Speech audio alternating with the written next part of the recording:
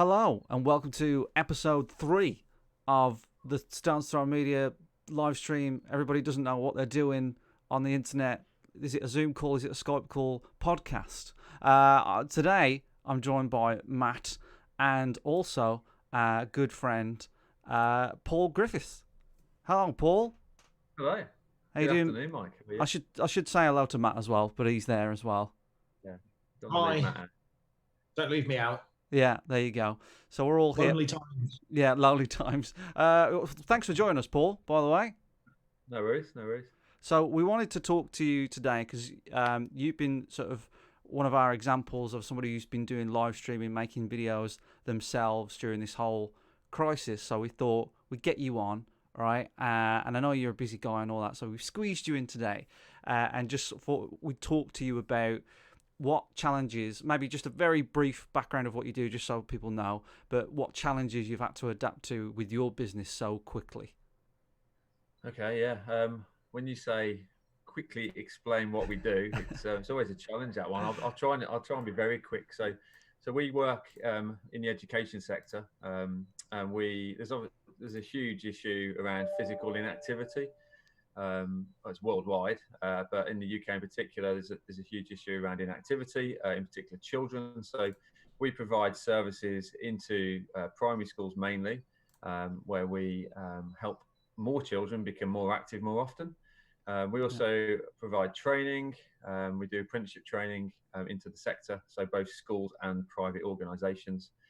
And in the last 3 years, we've developed a partner network, which basically means some of the programs that we've designed ourselves, we own the IP to. We give other organisations like us, and there's lots of them around the country, the rights to deliver those programs under a licensed agreement. So yeah, in a nutshell, we've got different arms of the business. We also do school holiday provision, obviously not at the moment because we're in lockdown over Easter. So that has been a challenge for our business. Obviously, at the moment, not only looking after the well-being of our team members, but also trying to help where we can with our customer base. Obviously, some schools are still open. We're providing some support into schools still for key workers, which is quite nice. And we've got members of staff who are quite happy to provide that support as well, which is always great from a team perspective to provide that support. What do you think, Paul? What do you think the biggest sort of challenge has been overall? Like the big hurdle that you didn't know how to solve, or you're still solving now? Do you think? Yeah, I think we were quite fortunate. I think as a business, we met on the 28th of Feb. So myself and James, my business partner, and a couple of our management team, we met on the 28th of Feb when this whole coronavirus situation was in the headlines. And we put a risk register together, and that, without doubt, has made our lives a lot easier over the last 3-4 weeks. If we didn't have that in place, I think it would have been panic stations. I mean, it was panic stations anyway. We've obviously, most small businesses have experienced in the last few weeks. But yeah, the whole situation it's been a bit of a whirlwind, really. It's been something that I don't know about you guys, but I found the first few weeks was just madness. People panicking. So not only trying to stay calm yourself as a leader of a business, but also try and reassure your staff. Try and keep communicating with your customers because you don't want to lose your customer base. I think the biggest thing for me individually for me has been to understand that literally there's no point worrying because it doesn't solve anything. And it's easier said than done, I think, at the moment. But I certainly feel a lot more relaxed this week than I have been. And I know that's the same for some members of our team and some of our customers as well. I mentioned the partner network. We're doing a hell of a lot of work with our partner network and our partners and supporting them to make sure that they get through this issue that we're all facing at the moment. Yeah. I don't know if you want to add anything there, Matt. Well, yeah, I think it's been a really challenging time for everybody, isn't it, in the business world? And it's forced us into so many changes quickly. I think people have looked at, I don't know, live streaming, Zoom calls, all sorts of different ways of doing business. There's like a that's possible. But now we've been forced into it. I think now, there's been absolutely no choices there. So businesses have had to adapt quickly, and we're particularly interested in hearing from you, because you guys over at Aspire seem to have done quite a lot with video and live streaming quickly, and been doing it really well. So it'd be interesting to kind of hear about your experiences so far, because you guys have hit the ground running from not really doing live streaming very much to now you seem to be doing it quite a lot. Yeah, absolutely. I think it's something that it's probably a lot of companies that are in our network that we've spoke to, and other businesses in other markets have all have the same issue of, we've got loads of things to cover. There's loads of things on our list. There's loads of things we want to achieve in our strategy, and more often than not, those don't get done because you're just busy doing other stuff within your business. So without doubt, the last few weeks have given a lot more clarity on that situation. It's given us time, especially this week. It's given us a lot of time to reflect on what do we want to achieve at the moment, what can we do, and what can we park, and that kind of working on or in your business. Without doubt, it's given us a lot more time to focus on our business. And you mentioned video. It's something, obviously, we've worked with you guys now for a couple of years, and you've won us over on the video side of things and the importance of it. And we've seen a big shift in our marketing, in our online presence, social media channels. That clearly has had a knock-on effect on our sales as well, and the success we've had as a business. And it's just given us, I think, we've always wanted to do some of the stuff we've done in the last couple of weeks. We've just been the situation has just kind of give us no choice but to do it, because you need to survive, right? So I think we will survive. We will come through this, and I think it will put us in a really strong position once it all passes. But if you want some examples of what we've been doing, or what we have done in the past, and how maybe that's transitioned across. So from a marketing point of view, we've always been big on the getting videos to showcase what we offer to our customers, which is really important, because some of the programs we offer and the services we offer to some schools, it's very difficult to understand without seeing it in action. So getting explainer videos done, showcase videos just to show how programs work, has been without doubt really impactful in the last couple of years, and has helped speed up the pipeline, if you like. So we're getting people through the pipeline a lot quicker. It also looks a lot more professional with what we do, and that's still something. So that those videos we've done 12 months ago, 2 years ago, we can still reuse all of those videos, even at the moment when we're talking to customers. Yeah.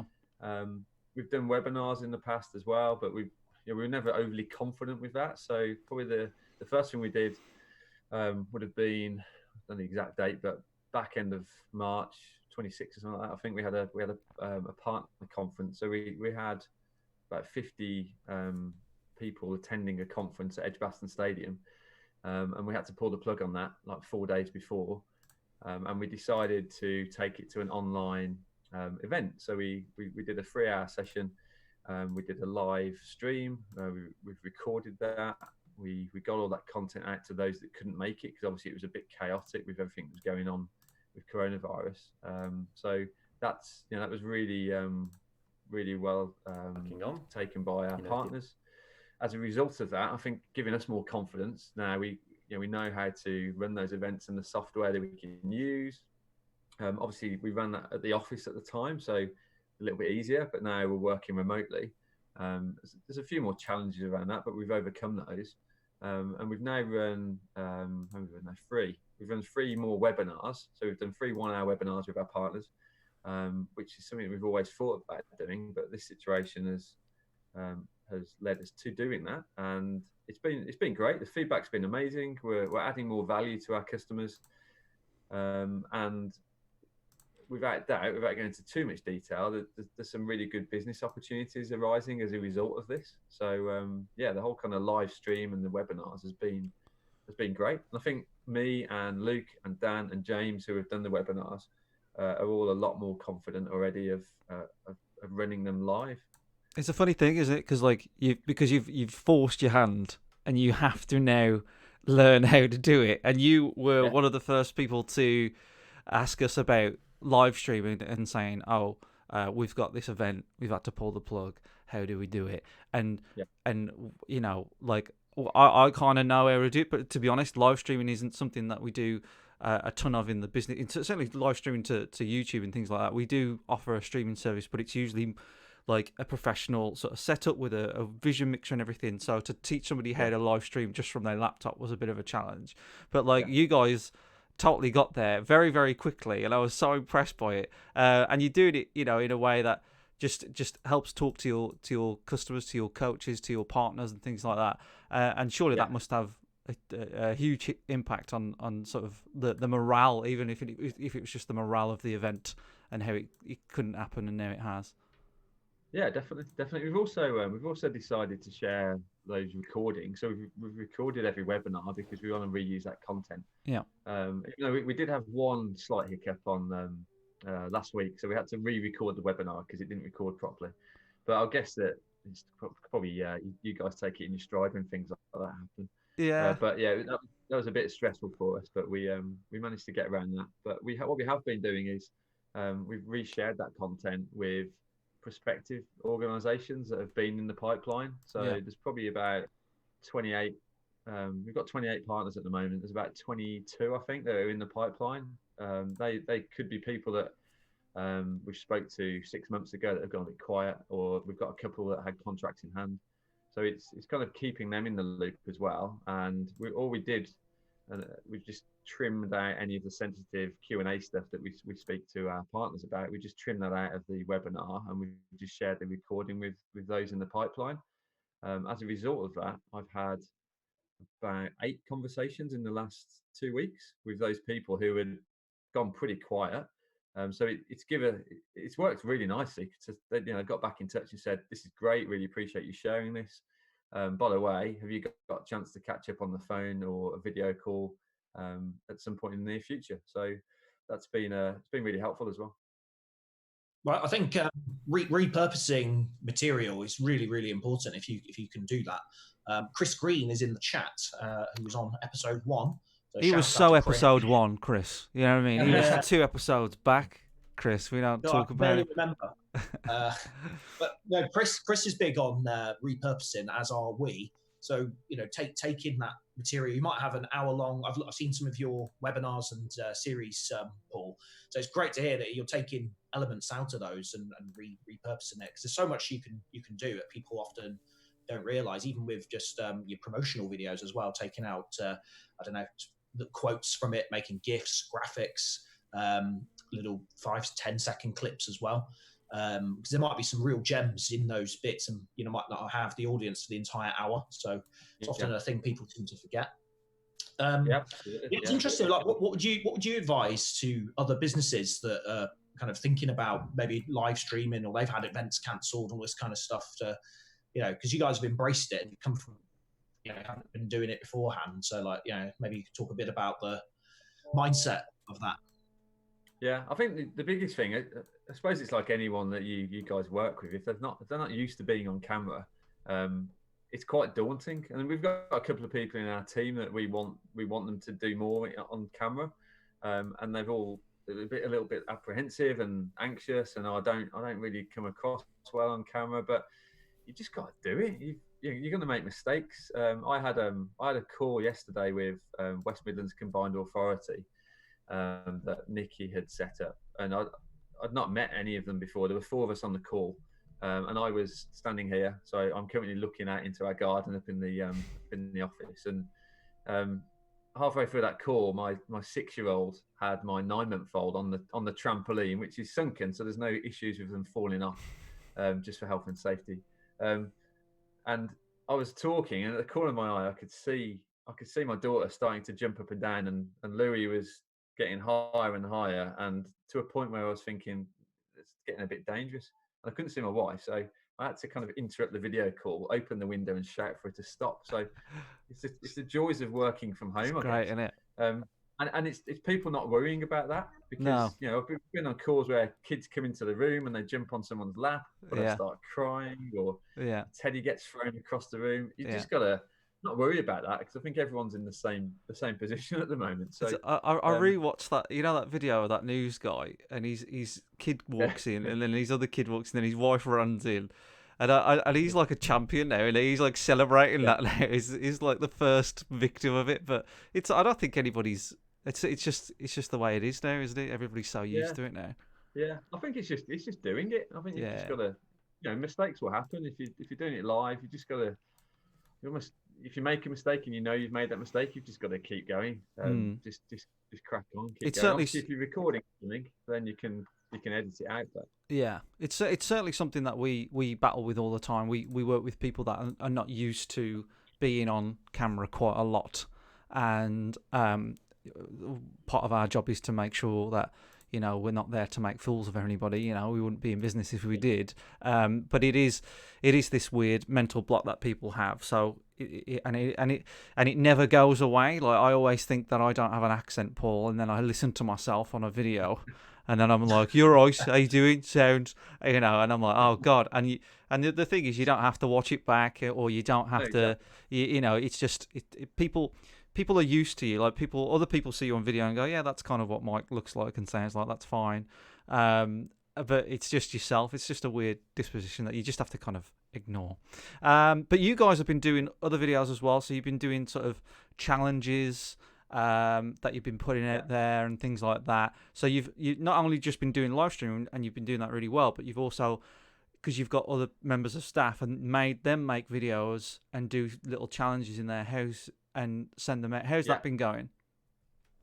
Yeah, really, really good actually. So Letitia, our marketing manager, we had a conversation probably 2 weeks ago now, and keeping in touch with our customers was number one for us. We just, probably number two, because we needed to keep in touch with our team first. So, and it actually formed part of this conversation. So we needed to engage our team and also engage our customers. And we had our Easter activities running, or should have been running this week. So our first target was parents. So how can we keep in touch with parents and help them at the same time with this homeschooling challenge that everyone's facing, and just by doing something really, really small, I guess, a kind of a small challenge that they could do. So one of those things is rolling out at the moment. So we're doing daily challenges where our coordinators who run our holiday camps have done a little video. There's a bit of humour in there, kind of fits in line with our values, with what we do. And there's active challenges, so they're kind of saying hi to the audience.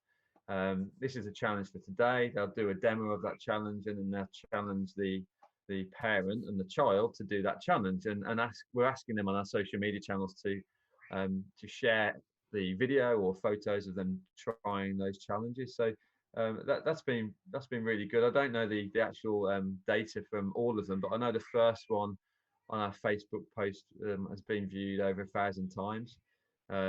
We also did a bit of fun. So last week, just to keep in touch with customers, we did a Keep You Uppy challenge. We've got 40 members in our team. So trying to get them all to do this remotely was a challenge for Letitia, but we managed to get all the video footage and obviously sent it over to you guys to expertly put together. And that, the feedback from that has been good. We've shared that on our social media channels. We've emailed it to our customer base. It's just a bit of fun, really, but we're just again keeping in touch with our customers. Yeah, no, it's really good, and I think it was a bit of a challenge trying to get so many people to just do a simple video, and and just kind of was it a sock ball or something that you made, and you just it was sock, yeah. So the challenge was obviously everyone's at home, so not everyone has got the same looking football or ball to do a keep you up. So Letitia's idea was everyone's got a white pair of socks somewhere, so we'll just roll up a pair of socks into a ball and off we go. So it's good. I think Paul, you're one of our customers who's kind of like the shining example of how to use video in this time, because I mean we champion people making their own videos all the time, but as you said earlier, it's like it's the time to kind of get over yourself and just get on video now. And you guys have been doing a great job of kind of just streaming live, making everybody film videos themselves and sending them to us to edit if you need help with editing and things like that. I just, have you got any other plans for other stuff, or are you just going to carry on doing what you're doing? Have you got any other ideas that you want to share with other people? Yeah, so we have a program called Maths on the Move, which is delivered across the country by our partner network, and we want to try and do some live footage of again, going back to the homeschooling side of things, of helping parents out, even if it's for 15-20 minutes, where they can actually put their child in front of a screen and we can be their teacher for the small period of time. So that's something that Andrew, our program manager, he's working on, pulling that together, which I think is a little bit of a challenge at the moment, but I think we're getting there. Well, I'm involved in that, Paul, and it's getting there. It's looking good. It's looking good. We'll definitely, if you're involved, Mike, we'll definitely get there. And Matt, of course, either of you. Oh yeah, Matt's there as well, doing something. I don't know what. That's exciting because it's something completely different. It's a program that we deliver to school, so a lot of parents don't really see that program and the impact it can have on learning. So that's exciting. One, because it engages with customers, but two, I think it could maybe present some opportunities going forwards as well. And we're looking to reproduce that across our network. So we do all of the hard work, and then we'll share the templates and the how-to guide with our partner network, so they can replicate what we're doing as well. So we get more reach across the country. Which we did a maths on the move challenge sheet, which is just a simple download, and that was I think about 40,000 views, shares across social media. So massive reach. So just be really interesting to see how we get on from the video side of things. I think we'll get even more interaction on that, which will be really exciting. There's another thing worth sharing as well, which I'm not sure if you guys know we do this. So we use email videos. So Bonjoro, I don't know if you've heard of Bonjoro. I didn't know you did video emails. I've heard of Bonjoro, but I didn't know. Yeah. So this came as a result of Say again, Matt. Sorry to interrupt you. I was just saying Bomb and Loom. Is it that type of thing? Yeah, I think it is. Yeah. So the training that you gave our guys, the support, so our account managers, is give them the confidence to be more active on video content as well. So in the past about 12 months, I think we've used Bonjoro. We trialed it initially and got good traction. So we thought we'll give it a go. This is our school audience. So teachers are very, very busy people. Obviously, if we're trying to contact teachers in school, it's difficult because they're in class most of the day. And sending emails, they just get bombarded with emails, as most people do. So to expect them to read an email is always a challenge. To meet them is even more of a challenge. So we use Bonjoro, and we'll use it within our sales pipeline at different stages. So it could be once we've met them initially, it will just be a follow-up with a little video and a document attachment or a link to something on our website. It could be an explainer video for a certain program. And then we'll just do follow-up videos if we're waiting for something to come back. If we're trying to take into a next stage of the pipeline, we'll just share more videos. And these videos are between 20 seconds and a minute. But really interesting. So I think our open rate on our emails was about 15-18%, which isn't too bad from an email perspective. But with Bonjoro, the open rate has been really high. So I think we're about 28 to 30% open rate, and then the call to action, so the click-throughs, is about 35%. But really interestingly, in the last 2 weeks, where we've kept in, last week because schools are off this week. So last week and the week before, our account managers just kept in contact with our customers using Bonjoro. And last week, the open rate was 80%. So whether that's a link with video and the fact that they're not in school teaching, we don't know. But it's just a huge open rate compared to what we're used to, and just compared to that 15-18% of normal emails. So I definitely recommend to anybody using that type of approach to engage more people in with their customers, because who wants to read a long email at the end of the day? No, I can barely read myself, Paul, to be honest. But no, we were a big champion of video emails. We use Loom. There is BombBomb as well. But I have heard of Bonjoro, but I just haven't used it. But they all essentially do the same thing, don't they? You record a video, you keep it short. And I think what we do, we have a little whiteboard, because what Loom does, it takes a little picture of the first frame of the video. Right. So we write a message on the whiteboard and say, "Oh, hi Paul," so they know the video's for them. So it's not some sort of generic video that we've made. And then, just hoping that like people just open it, listen to it, they see your face, they see it's a bit different, and I think it does stand out a lot. And it depends on where you are on that relationship with that customer, I think, when you use it. But we do champion them. So no, it's good. One of the cool things is it tells you when people have opened it as well on Loom. So that's quite useful, because depending on what stage you're at with speaking to people, if it's maybe it's part of a proposal and you know they've watched it, you can pick up the phone maybe half an hour later, and then they say, "Oh yeah, I just had a video from you. I've just watched that," and you're like, "Oh really?" But you know that they have. So it's quite useful in that regard. Absolutely. Yeah, definitely.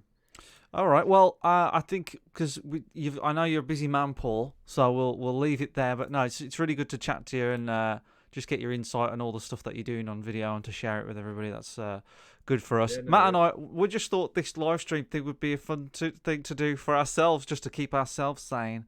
And I think Matt and I are just kind of in the camp of like anything we can do to help people, our customers.